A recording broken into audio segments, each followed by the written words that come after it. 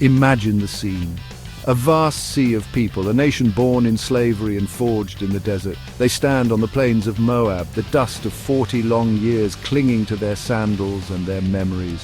Before them flows the Jordan River, a shimmering ribbon separating them from their long-awaited promise. This is the land of Canaan, a place flowing with milk and honey, a home they have only heard about in stories whispered around campfires. Their leader, Moses, stands before them. His back is stooped with the weight of 120 years, his face a roadmap of every trial and triumph.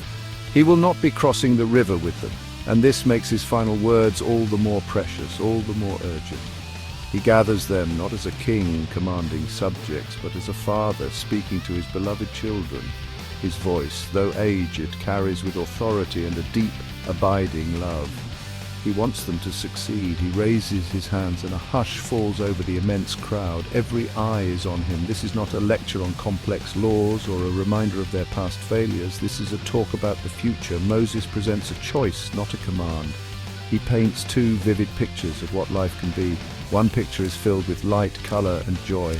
The other is drained of all hope, painted in shades of gray and sorrow. The choice, he explains, is theirs alone. Choose the path that leads to his heart, and you will find a life beyond your wildest dreams. Moses begins by painting a picture of blessing. He says, if you truly listen to the voice of the Lord your God and carefully follow all his ways, then blessings will come upon you. They will not just visit you, they will chase you down and overtake you. This is not about earning God's favor through perfect performance. It is about positioning your heart to receive the gifts he is already longing to give. The blessings start in the city and extend to the countryside. It means your work will prosper. The things you build, the business you run, the daily tasks you perform, they will all be touched by God's favor. God's desire is to bless your coming in and your going out, your waking and your sleeping. His presence promises to saturate every moment and every location of your life with his goodness. Obedience is not about rigid, joyless rule following. It is about trusting the conductor.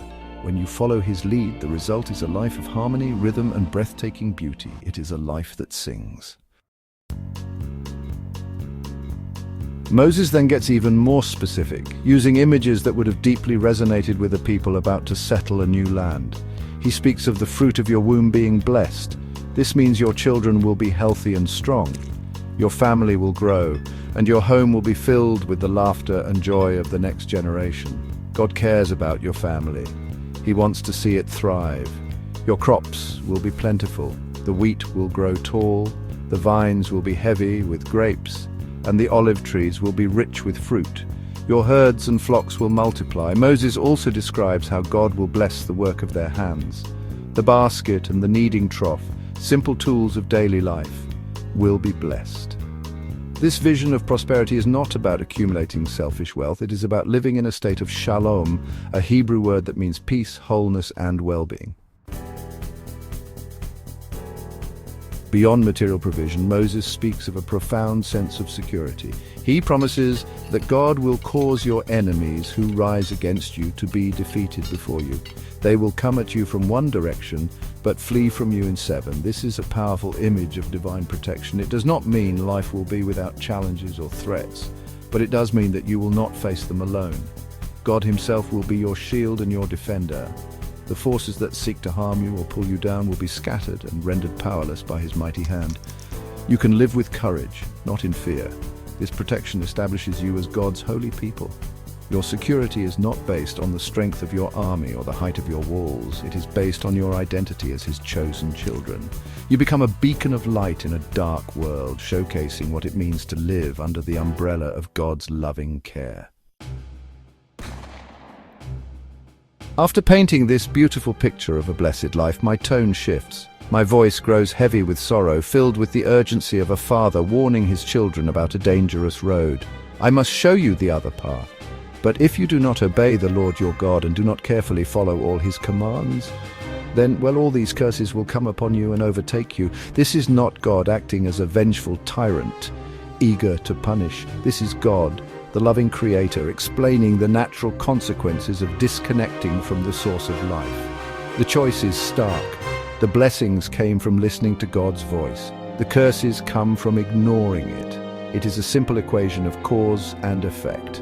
Imagine a plant. When it stays connected to its roots in the rich soil and receives sunlight and water, it thrives. But if you uproot that same plant and leave it on the hard, dry pavement, it will wither and die. The vivid contrast between the two paths becomes painfully clear as I describe the curse on provision. Where before I spoke of overflowing baskets and kneading troughs, now I warn that these very things will be cursed. The fruit of your womb, your ground, and your livestock will be cursed. This means families will face sorrow instead of joy. Children will suffer. The land, which once yielded its bounty freely, will become stubborn and barren. The flocks and herds, once a sign of wealth and security, will dwindle and die. The promise of abundance is replaced by the grim reality of scarcity. The daily struggle for survival will become a constant burden. Imagine, just for a moment, the despair of working so hard day after day, only to see your efforts turn to dust. The farmer plants, but the crops fail. The shepherd tends his flock, but disease strikes. The curses extend beyond physical hardship, seeping into the very heart and mind. I warn of a life filled with confusion and anxiety. The Lord will strike you with madness and blindness and confusion of heart. Your mind, which was meant for clarity and purpose, will become a place of turmoil.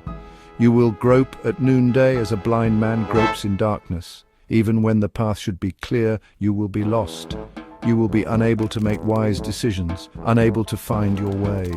This is a spiritual blindness, a deep inner chaos that comes from losing your moral and spiritual compass. This inner turmoil is matched by external oppression. You will be oppressed and robbed continually, and there will be no one to save you. The shield of divine protection is gone. Instead of God scattering your enemies, you will be scattered before them. You will become a plunder for those who wish you harm. After laying out these two starkly different futures, I bring my message to a powerful and tender conclusion. I look out at the faces of my people, the people I have led and loved for 40 years. I'm not a judge handing down a sentence. I am a father pleading with his children. See, I have set before you today life and good, death and evil. The choice is laid bare. It is not complicated.